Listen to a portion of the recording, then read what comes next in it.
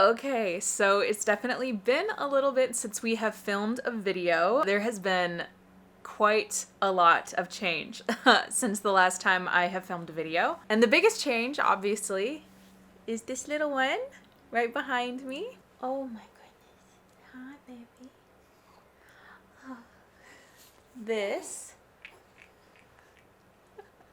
She's totally out in a little milk drunk haze. This is baby Evie. She's totally out. I'm gonna put her back and let her nap. Today I wanted to share with you guys a little introduction to our beautiful baby girl and also share with you guys my birth story. This is something I've wanted to film for a little while now, really ever since we had her. And I watched a ton of birth stories when I was pregnant. There was something super informative about them. I loved people sharing their just very candid thoughts and experiences, and it really, I think, helps prepare me for anything to happen, because birth is definitely one of those things that can go really any which direction, any which way, and I intentionally went into it really trying to be open-minded about any and everything. And I think watching a lot of different birth stories actually helped with that. Along with a lot of birth stories, I watched a ton of birth vlogs, and I also watched a lot of One Born Every Minute, which is a British birth story show, really. I've always actually had a fascination with birth and people giving birth. I've always loved hearing everybody's stories, and so I wanted to share with you guys my story today. So I'm just gonna start from the beginning. My pregnancy was very textbook. It was very chill, very easy. I was very lucky to have experienced a fairly easy pregnancy. The biggest symptoms I had were just like tiredness. I was very tired. I napped a lot. I had little bouts of nausea like here and there, but I never threw up my entire pregnancy. I dealt with some sciatica pain on and off and some round ligament pain, but that seems very common. It wasn't bad enough to really interfere with my day-to-day life, and honestly, I really loved being pregnant. Like I felt really comfortable in myself. I felt very emotionally stable. It was a very calm, exciting, relaxing time in my life.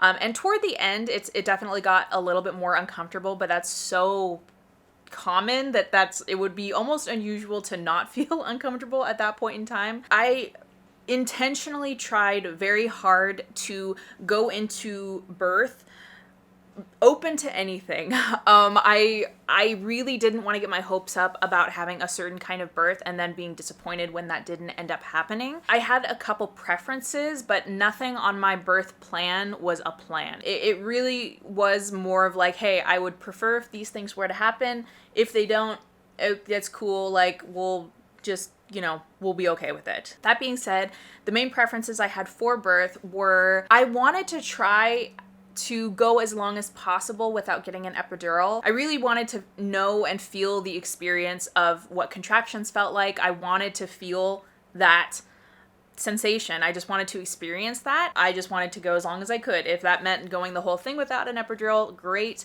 If that meant I get to a centimeter and I'm like, yo, I need to tap out, I need some pain medicine, that's fine too. Blake really wanted to cut the cord, so that was another preference that we had. I also wanted the ability to kind of move around. I just wanted to have the ability to like use a birth ball and get into all these different positions. I wanted to be able to labor in a tub if I wanted to. All of these things, again, were preferences. They weren't like have-to-haves in my book. Also, when I got pregnant, I wanted to have an OB and I wanted to have a hospital birth. So yeah, that's kind of just where we started, where we ended up. And like I said, everything went very well for pretty much my entire pregnancy. Toward the end of my pregnancy, I started to get obviously very anxious and excited about having a baby. My OB doesn't start doing cervical checks until 39 weeks, and so I was kind of in the dark until that point, and then around 39 weeks, I finally started to get cervical checks. And I remember going into that appointment, my 39-week appointment, being like, okay, I'm not gonna put a lot of pressure on myself, but it would be really, really cool if we had some kind of progression in my cervix. He checked my cervix and it was closed, it was firm, and it was high. And it was all of the things that basically say your body's not ready to have a baby. And at my 39-week appointment, I was like, okay, that's fine. I was just like, okay, next appointment, I'll have some progression. We'll see what it is, you know, at my 40-week appointment. At my 40-week appointment, I go in, and this was my due date. This was March 7th, which was my due date. And at this point, I had also started doing all of the things. I was eating dates. I was trying to walk as much as I could, but I was pretty uncomfortable at this point. I was drinking the red raspberry leaf tea. I was doing all of these things to hopefully help progress my body. And I walk into my 40-week appointment, still very pregnant, still a little fairly uncomfortable at this point, partially disappointed that I hadn't actually gone into labor yet at this point.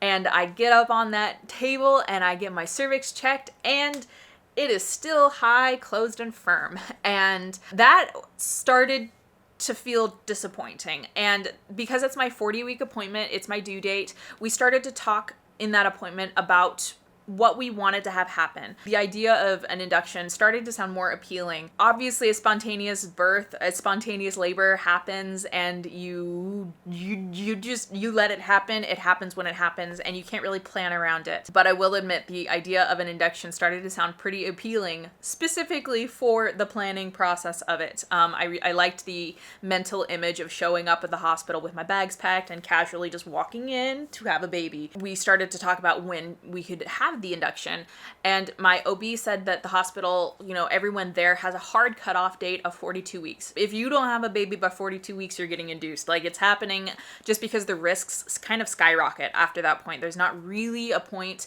in staying pregnant longer than that. I think it was 41 and 4 is when we decided to start the induction process if I hadn't had a baby at that point. So that was going to be March 18th was that date. So that would have been 11 days past my due date.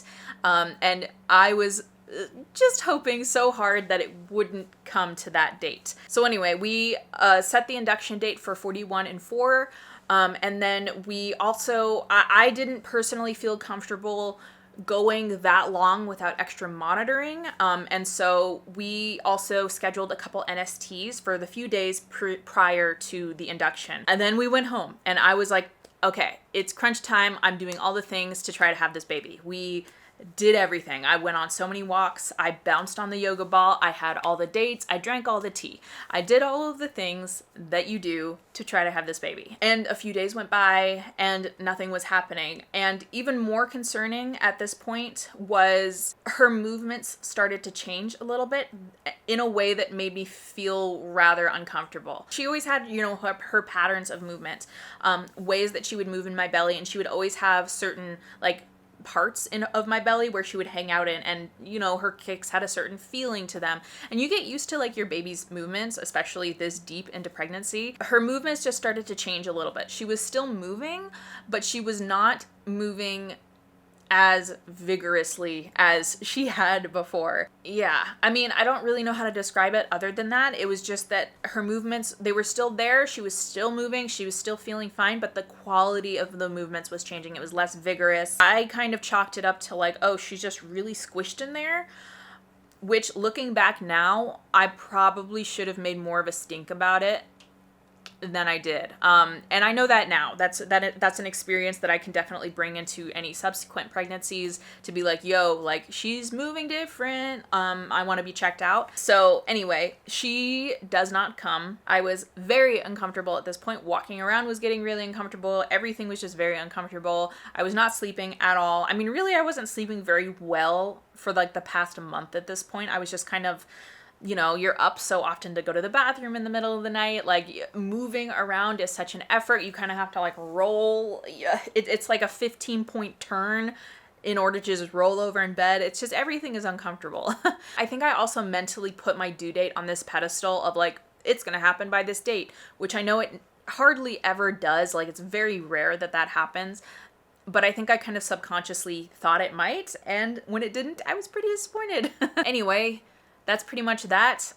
Nothing happens that week. We go into my 41-week appointment. I was thinking surely something has to have changed in this time. There has to have been some kind of progression at this point in my body to allow this baby to be born. When I got up on that table and my OB checked me and I was still high, closed, and firm, that's, I think, when I knew something was going to be a little off with this birth, because I know that cervical checks don't mean necessarily anything, but the fact that there wasn't any progression within that time, the fact that she was still so high in my belly, she wasn't engaged in my pelvis at all, I was feeling like, okay, she's definitely not going to come willingly, I don't think, at this point. My OB mentioned, like, okay, like, this isn't the most ideal cervix to walk into an induction with.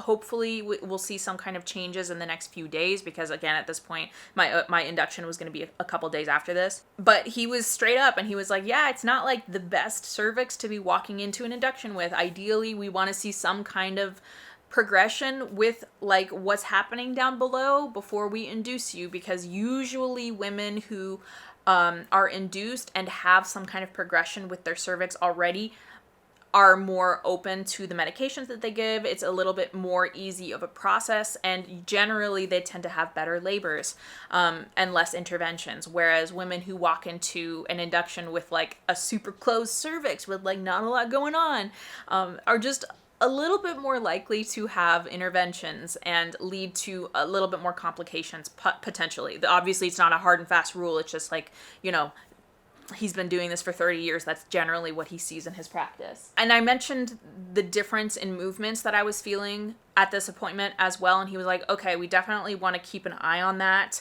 And my NST, my first NST, was directly after this appointment. So I felt a lot more comfortable going into the NST, knowing that we were going to check on her, see her heartbeat, just kind of double check her. Something else that felt a little off, like at this point in pregnancy, all of these little things looking back in time feel more like red flags than they did at the time. And now that I know how this experience went, I can use that knowledge for subsequent pregnancies, or even just, you know, share here on this video, and maybe it'll help you kind of keep an eye out for these things as well.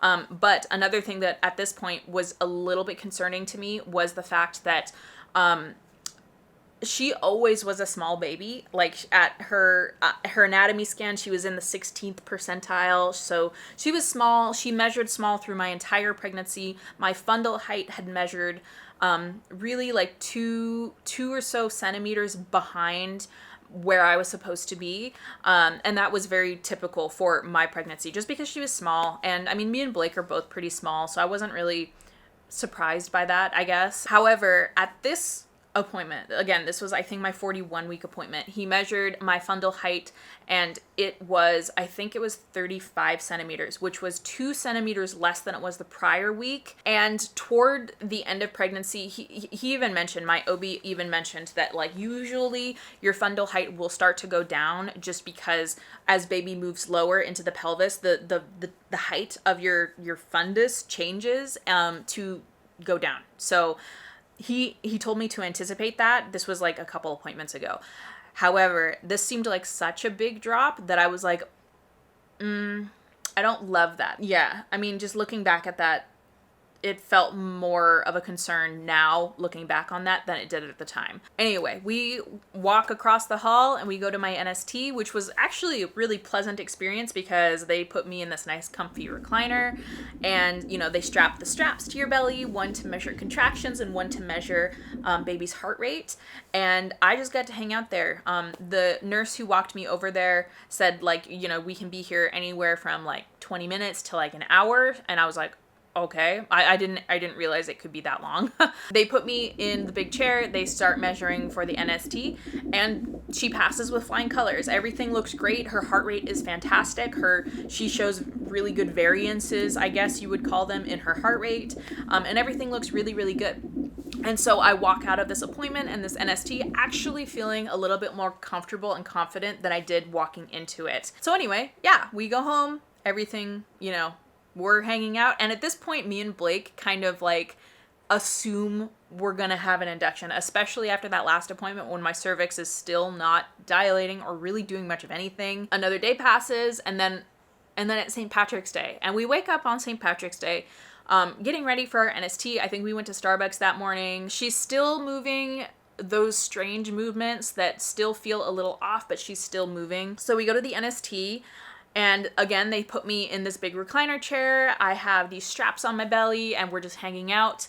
And immediately something feels different. I am looking at the NST paper being spit out, and I'm seeing what looks like an adult's, like, what do they call it? Like an EKG. That's like what it looks like, where there's like a raise and then a big dip, and then it comes back to a baseline. And immediately I'm like, that doesn't look like it should. Not only that, but I also mentioned to Blake, like, I feel like the monitor keeps losing her. Like, I feel like maybe the monitor's not in the right spot, is what I initially was thinking.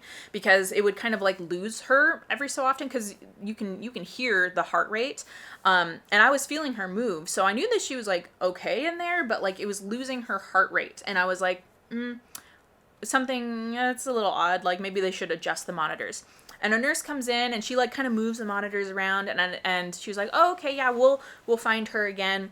And they moved the monitor to a different spot, and she also tore off the paper and was like, okay, yeah, I'll go give this to your OB and we'll see what he says. And I was like, okay, sounds good. And so she disappears. She ripped off the paper, but then like a fresh paper continues to come out, and it still has this very interesting pattern where there's clearly dips, there's clearly peaks, and then a baseline, and then dips and peaks and baseline. And I just felt like something was a little bit off with that. And so we're just waiting there a little bit longer, and the nurse comes in, and the nurse also comes in with my OB. And I was like, okay, red flag, like the nurse isn't coming in and I'm seeing my OB right now when I'm not supposed to have an appointment with him today. And he comes in and he's like, so you got your stuff with you? And I was like, nope. The one time we didn't bring our stuff with us, we had our obviously hospital bag packed and everything, but we didn't bring it to this appointment because we assumed it was going to go well, just like the last NST 2 days earlier. The plan was that me and Blake were both going to leave. We were going to come home because we're like 20 minutes from the hospital,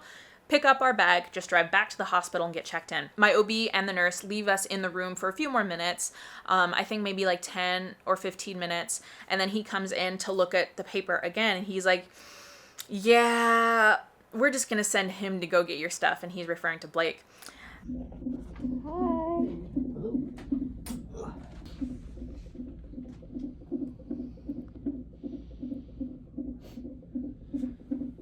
Yeah, I need to send him back to get your stuff. Oh, I'm staying here. You probably will just go over there. Okay.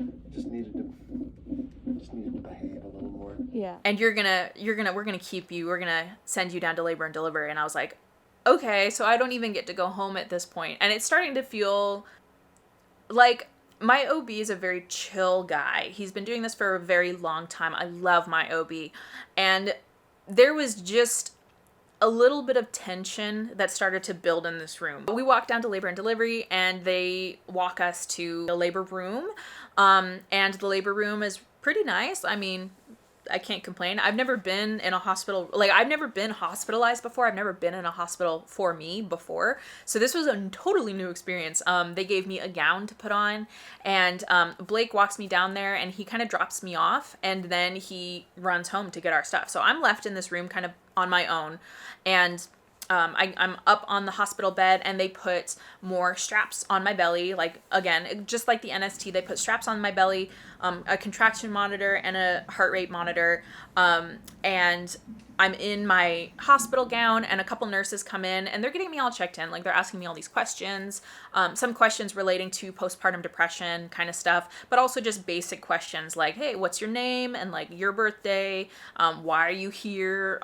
Very standard, I imagine, questions. And then another nurse has like this like laser thing, and she's looking for my vein to get my IV started. I'm kind of answering these questions. This other nurse is working on this side of me, and meanwhile, the monitors are still, strapped to my belly, except this monitor was a little bit different in that they turned the sound down. So I didn't have an idea for how her heart rate was sounding, her heartbeat was sounding. I was only looking at the paper as it was kind of coming out, which still showed these very interesting variances in her heart rate. I get all checked in, and then my nurse comes in, and she introduces herself, and she's like the nurse that's assigned to me for the duration of time that I'm there for her shift or whatever. She moves the monitors on my belly again because we're trying to like keep her like on the monitors, and I originally thought that it was her just moving away from the monitors and just needing to readjust them, but I do think it was more that she was unhappy in there, and her heart rate was not being picked up on the monitors as they should be. And so she's kind of adjusting my monitors a little bit, and my OB comes in with a wheelie kind of ultrasound machine. So he has this like small ultrasound machine. He puts the gel on my belly and he's like, we're just gonna check her out. And he rolls over my belly in like these 4 spots, like it's like a box, right? 4 quadrants of my uterus. And he was like, so you have almost no amniotic fluid in there. He said that 2 parts of my uterus had no measurable amniotic fluid, and then 2 parts also had like 1.5 centimeters, like a very small amount of amniotic fluid. And I think at this point,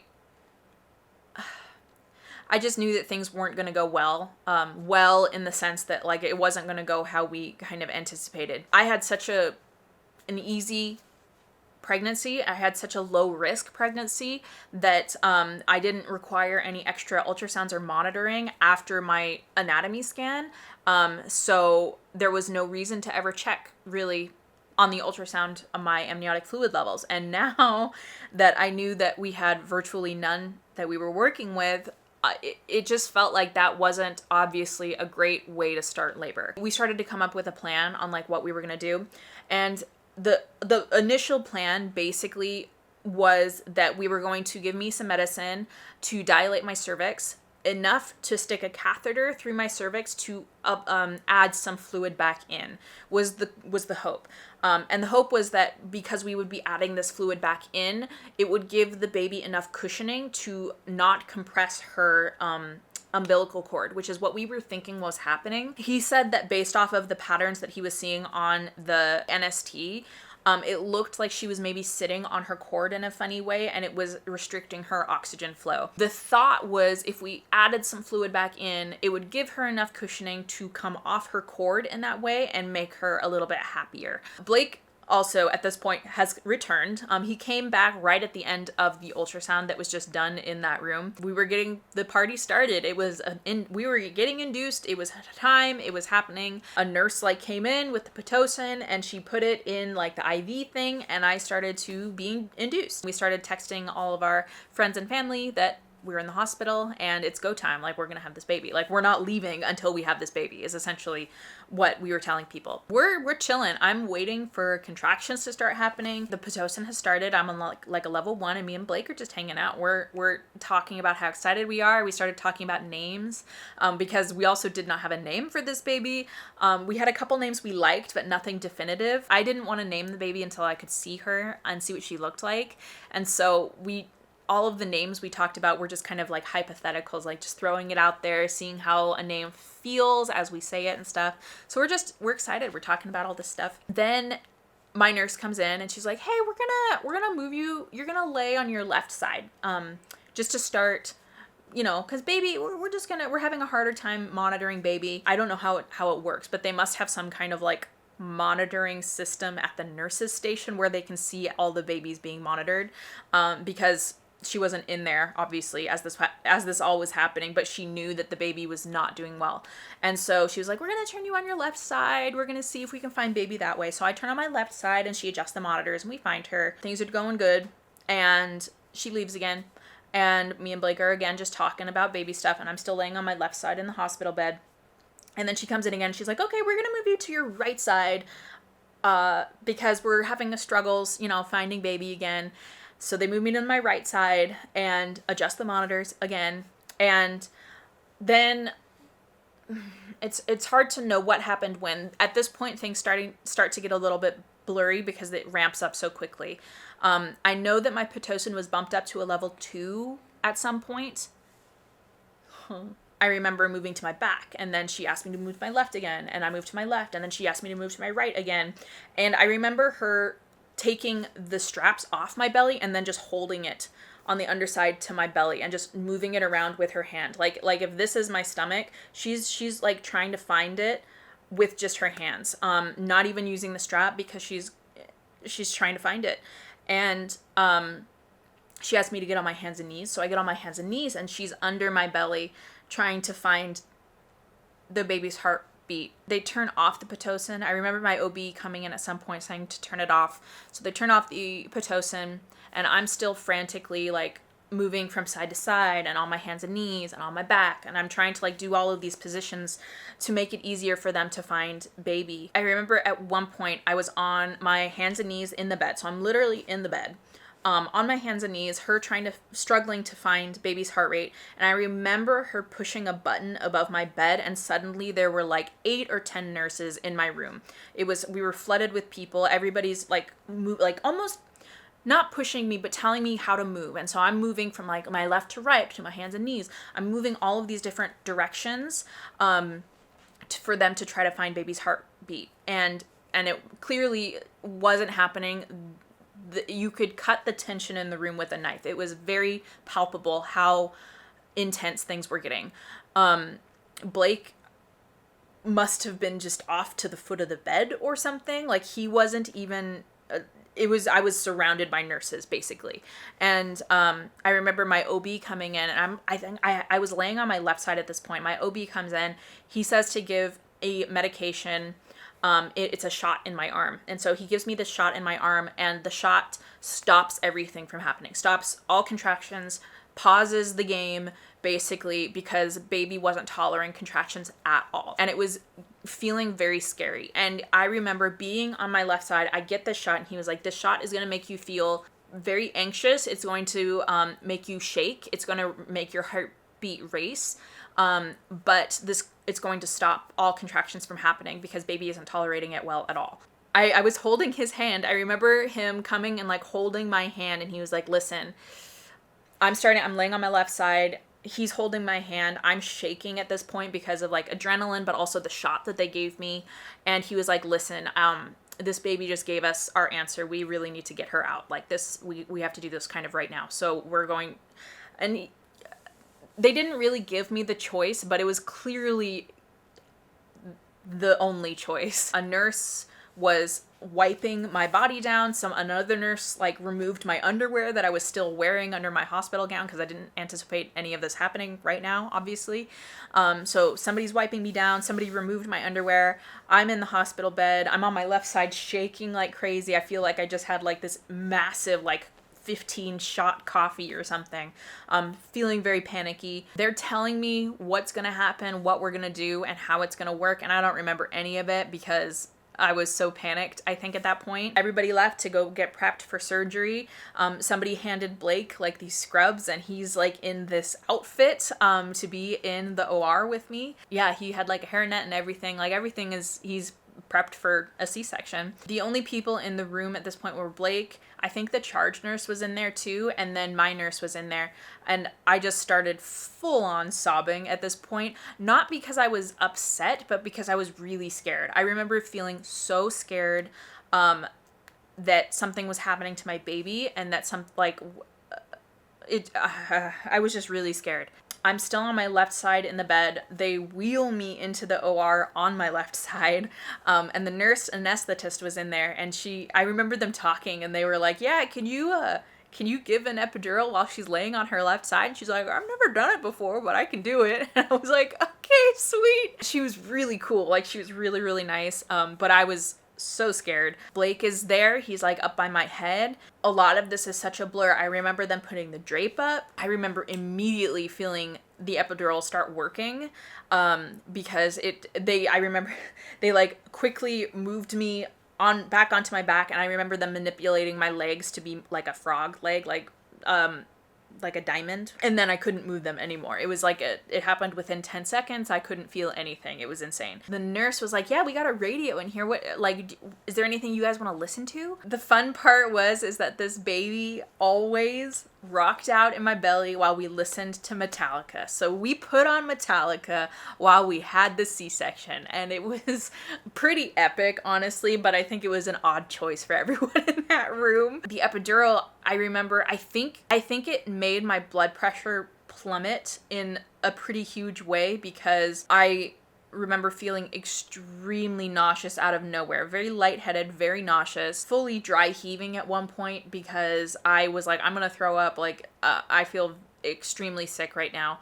And the nurse was like, oh, okay, let me adjust some things. And she adjusted some medicine. Like, she's like back here, I don't know what she's doing, but she adjusted the medicine to make it so I don't feel like I'm totally sick, which is great. I just remember bits and pieces of it, and thankfully Blake recorded pieces of it too, so we have this footage of me freaking out on the table, and just being so drugged out. I don't know everything that they gave me, but they gave me so much medicine that I was so completely out of it.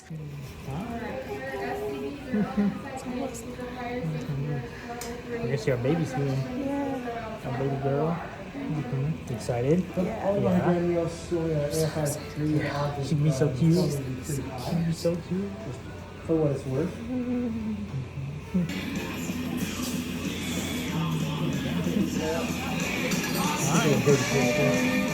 We proceeded to have this baby. We're listening to Metallica, and they pull this baby out within maybe 10 minutes, not even.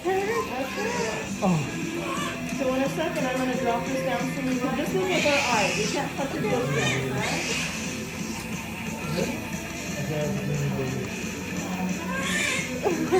There she is.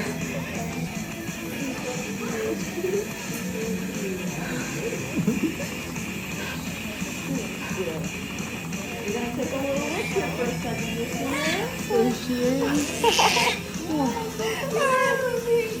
Oh. Beautiful. There she is, baby. You hear her cry? Girl, what she sound? Oh my god! A little bit of peace. Oh my gosh! And they hold her up over the drape and immediately whisk her away because she aspirated meconium. So they whisked her away to the NICU, and I didn't see her. They just held her up over the drape and they whisked her away. They were working on cleaning me up and getting me all squared away, and I remember my OB saying, like, you have a very interesting uterus. And I was like, what does that mean? What are you talking about? Because that's a very interesting compliment to receive while you have somebody elbow deep inside your uterus. Basically, while he was in there patching things up, there was a section of my uterus. He said it was about like this big, that had ballooned up, and wasn't supported at all by muscle. It was just the actual tissue of the uterus itself, that had no muscle support.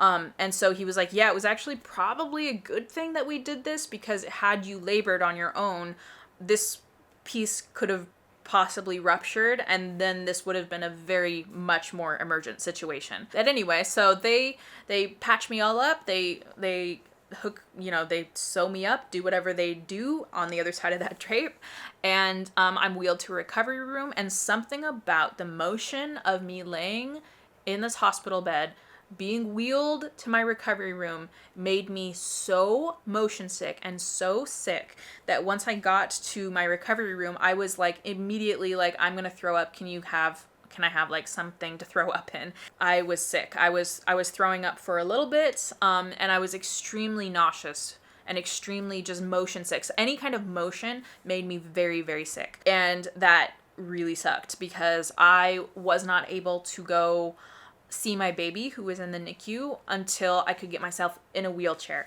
And I could not get myself in a wheelchair. I couldn't get up out of bed, and I could not move. Just the motion of literally using the part of the bed that like you can, turn on to like kind of prop yourself up. I couldn't prop myself up at all. I was any kind of motion, any kind of movement made me immediately be very sick. And so I just had to wait for the anesthesia to wear off, for my feeling to come back, because I think it was due to the anesthesia that made me feel very, very sick. We waited until I could move.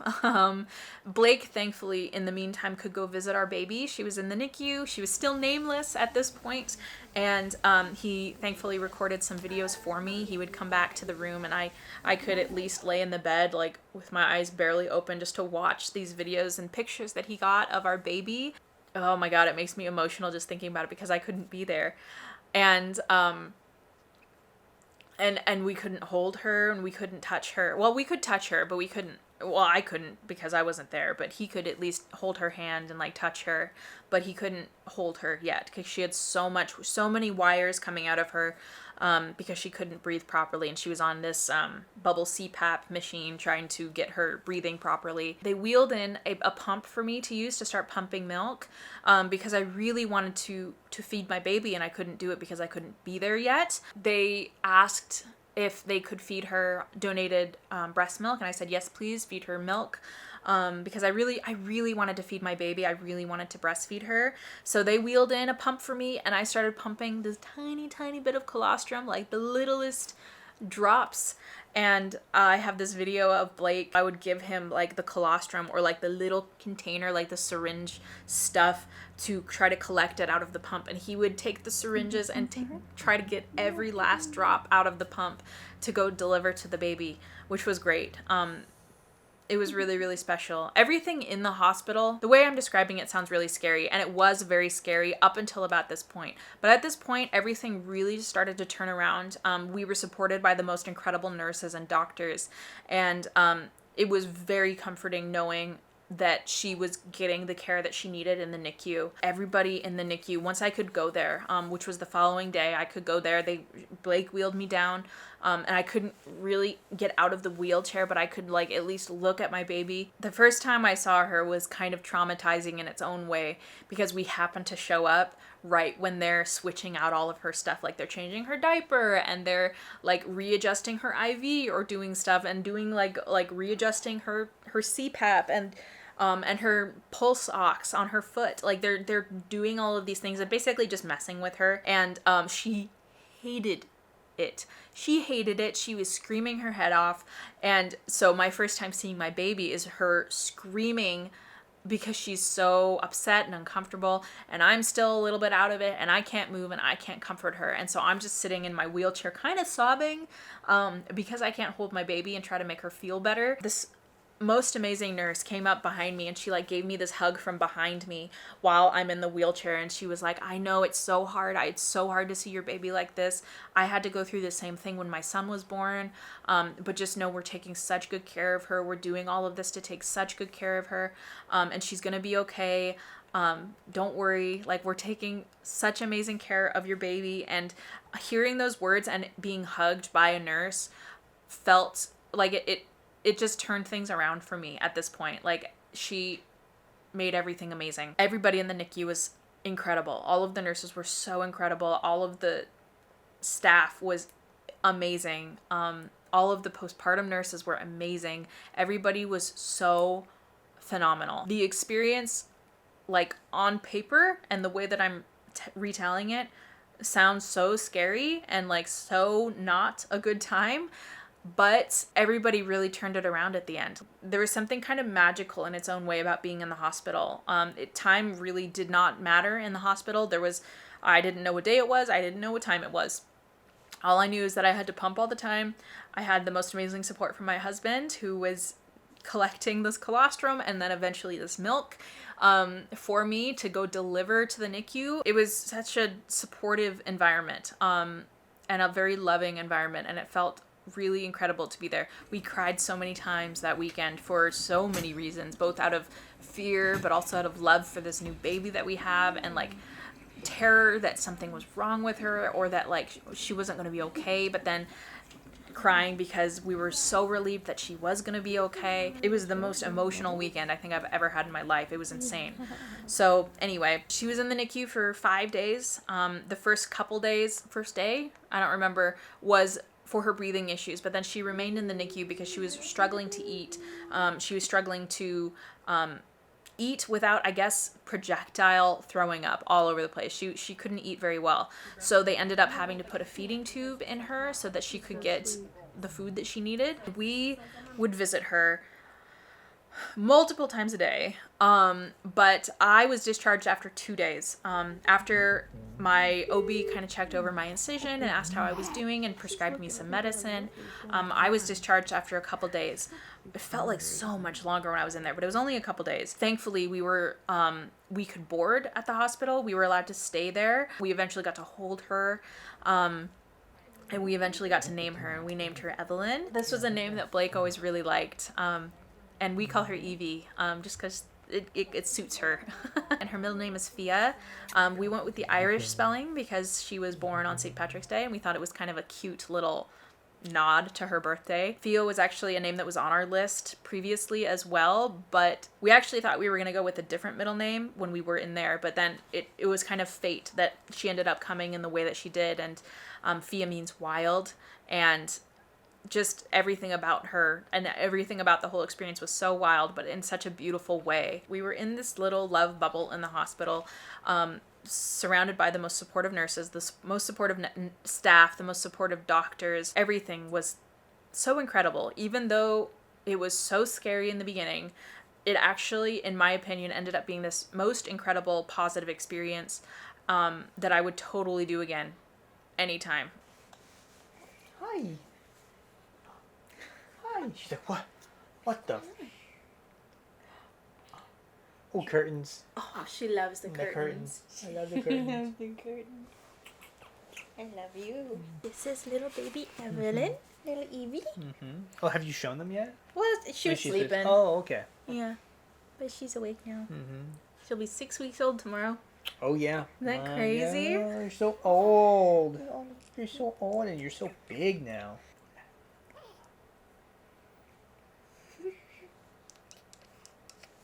Yeah, so that was our birth experience. That's how you came to be. Yeah. Isn't that amazing? So worth it. So worth it. When she first was in the NICU, the NICU nurses, who were all awesome, like they all treated every single one of those babies that were in there. There was a handful of babies in there, but they treated every one of them like it was their own baby, which is really nice. It was the most incredible thing. Yeah. There was even it was a Tuesday, and there was a volunteer like older lady there who was probably a prior nurse or something like that. And I came in one day to check on her, and she was there like holding her, like she was burping her because she had just fed her. And she's like, "Oh, hi, I'm the Tuesday grandma." She goes so around nice. and like hangs out with all the babies and stuff. What a job. Yeah. What a job. So cute. Yeah. Stinky. Yeah, she's stinky. I gotta change her butt. Yeah, so that's pretty much our birth story. Yeah, it was insane. It was the longest and fastest 5 days of my life. Same. So long, but also so fast. And so emotional in so many ways.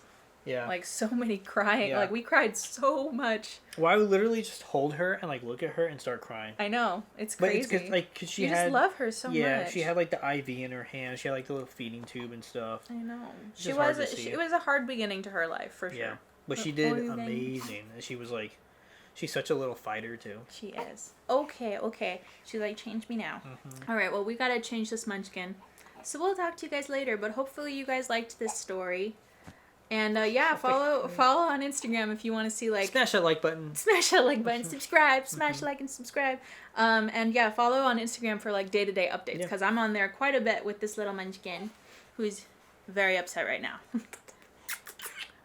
Okay, can you say bye-bye? Bye. Bye. Bye. We'll see you guys I have later. poopy pants. Bye. Bye.